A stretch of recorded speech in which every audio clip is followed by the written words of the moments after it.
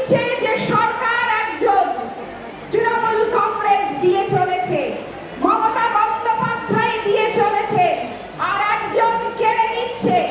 কি কেড়ে নিয়েছে? আপনার 100 দিনের কাজ কেড়ে নিয়েছে, গরিব মানুষের মাথার ছাদ কেড়ে নিয়েছে, আর কি করছে? আপনার মুখের জল কেড়ে নিয়েছে, আর এবারে ভোটাধিকার কেড়ে নেওয়ার চেষ্টা করছে, এবারে আপনার নাগরিকত্ব কেড়ে নেওয়ার চেষ্টা করছে।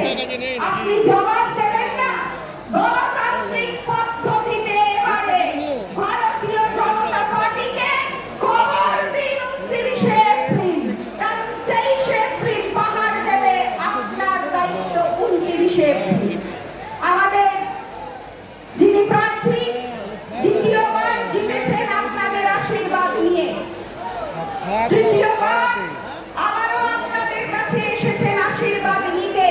মমতা বন্দ্যোপাধ্যায়, অভিষেক বন্দ্যোপাধ্যায়ের আশীর্বাদ নিয়ে আপনাদের কাছে এসেছেন।